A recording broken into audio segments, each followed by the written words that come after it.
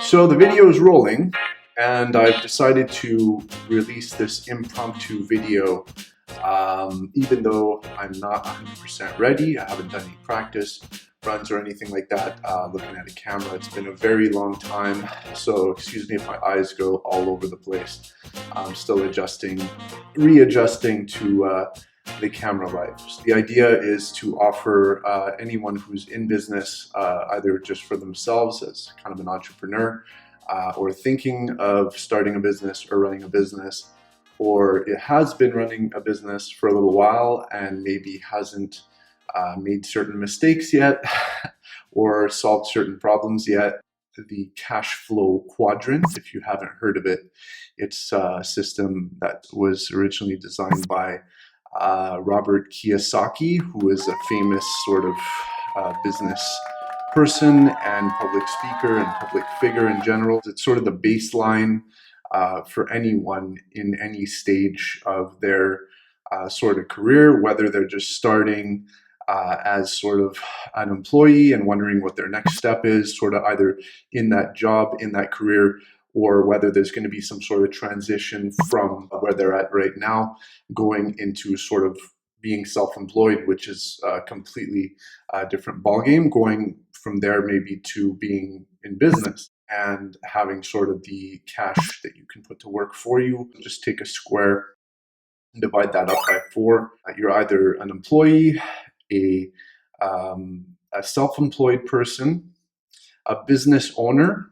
or an investor.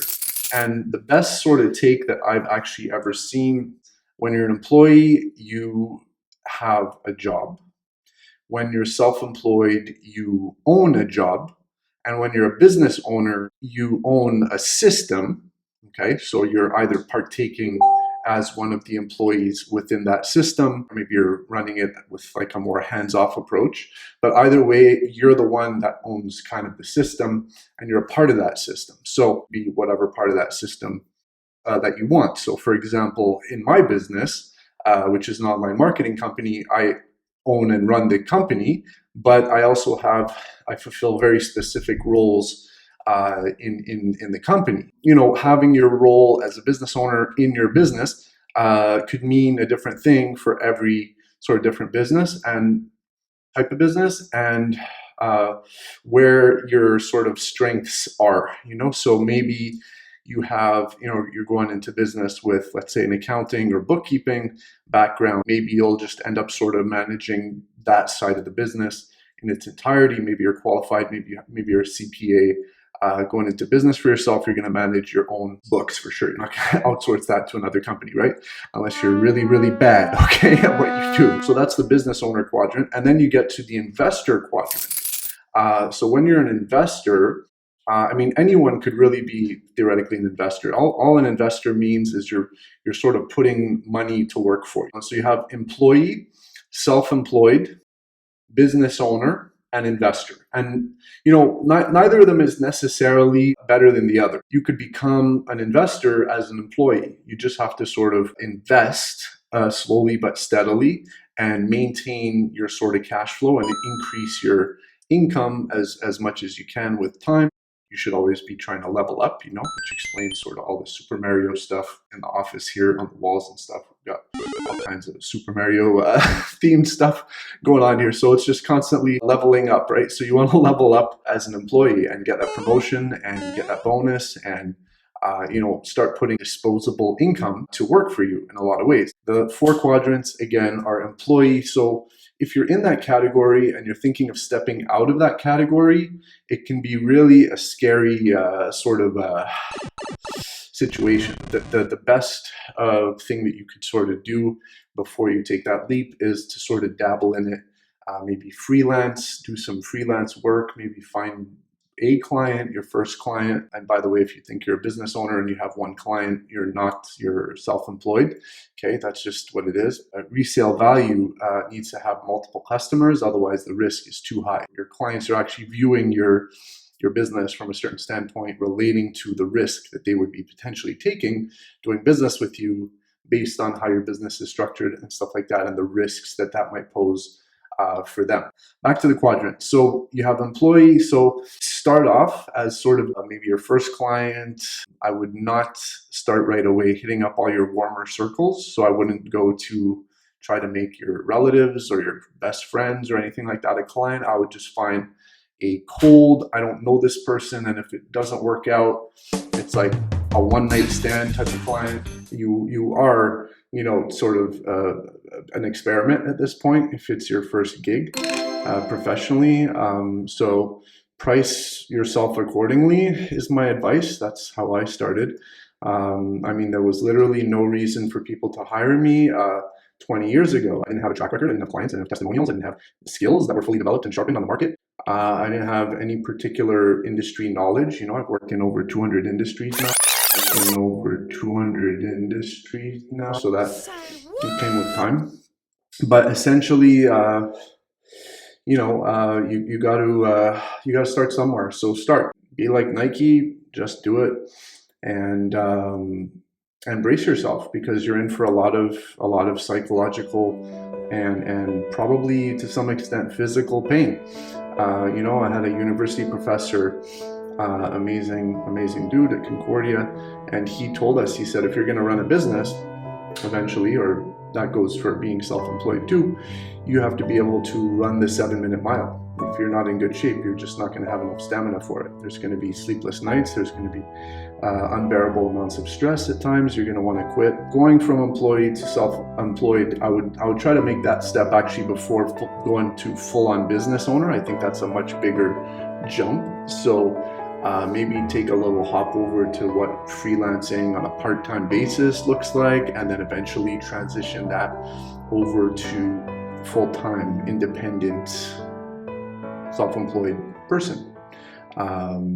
You don't really have to change much in your life when you're starting off, because when you get sales, you don't have to worry about your sales tax until you hit $30,000 or so of revenue. So you don't even have to bill your clients the GST or any kind of sales taxes.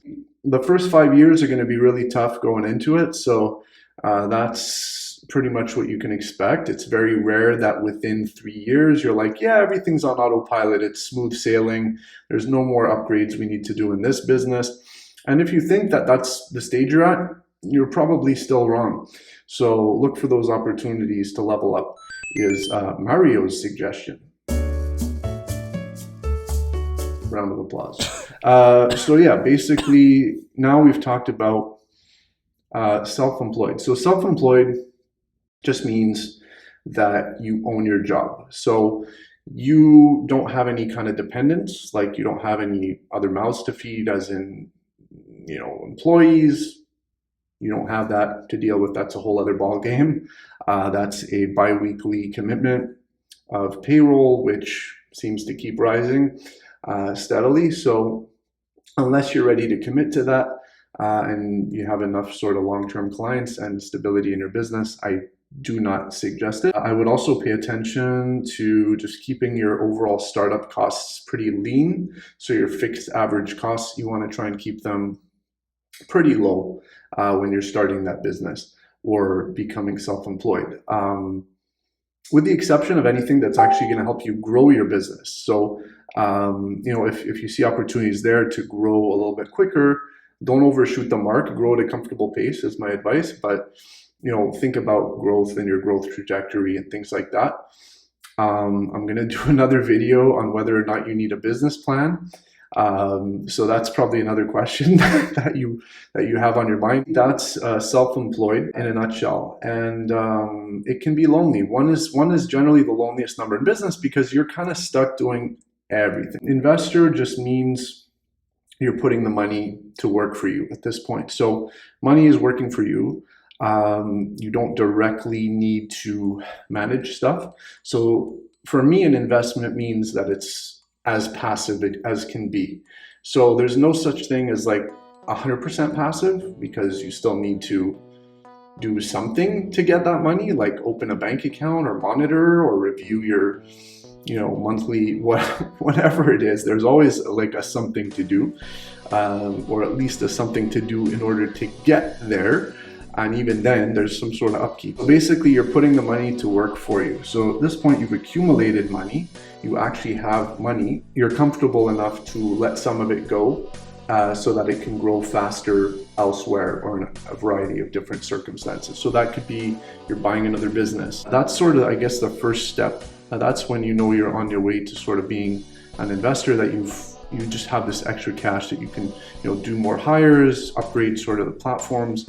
Once you start investing in your actual business, and before that, you obviously have to invest in yourself.